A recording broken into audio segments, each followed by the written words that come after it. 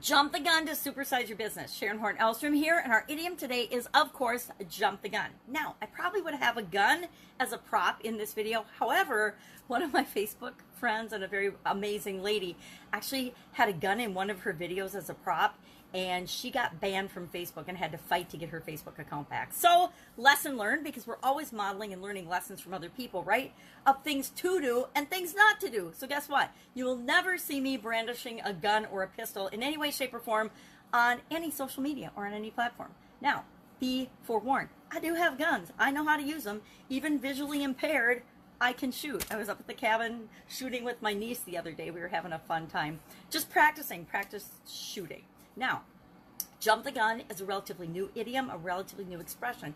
Came from the 1900s expression. It's only been around since about the 1900s, and it applied, of course, to racing, and it was originally beat the pistol. And that meant if somebody had a false start in a race, or if the pistol was fired and somebody jumped and started the race before they were supposed to because they were before the pistol, then it was a false start. I remember from the one thing I remember from my one season of track in high school, which was horrible, that you don't want to have a false start. You can't start until you actually hear the gun fire, or the sounding thing. I don't think they actually used a gun or a pistol. They might have had a special pistol. I don't remember. That was a long, long time ago.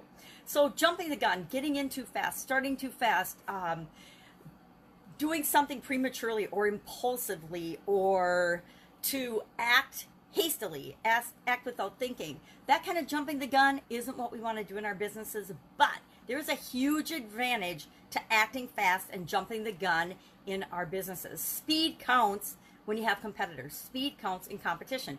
And as much as I like to say, when you're being yourself, there's no competition, there's still people that are competing with you in business in different areas and aspects, depending on how you define competition.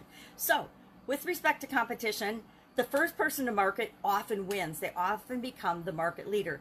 Those organizations that can act quickly and respond and problem solve, fast and change on a dime are those that win in business, depending on what your business is, depending on how competitive, depending on what your goals and objectives are and what you're trying to achieve.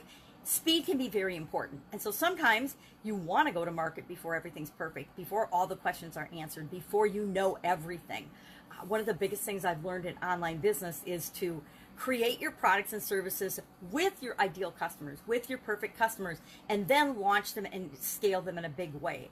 Never did that. I kind of did it in the offline world with Italian food business. I would make a test flavor of ravioli, for example. I would test it out in a couple of stores and see how it responded to people, and then I would decide if I was going to scale that product or not and make it as an ongoing product offering.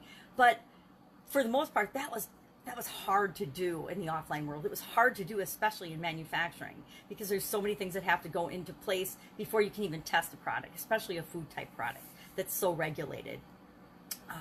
But in the online world, I learned by trial and error and really making some huge mistakes that creating your products and services with people to make sure that you're solving their problems, answering their questions, is a lot more powerful and a speedier way to succeed than if you just create them in a vacuum, which, did that first. Created a couple of products in a vacuum. They totally flopped, and I'm like, okay, that's because I didn't have my ideal client in mind. I didn't create it with them. So now every product and service that I create, everything I do, I actually create with the people that I'm serving.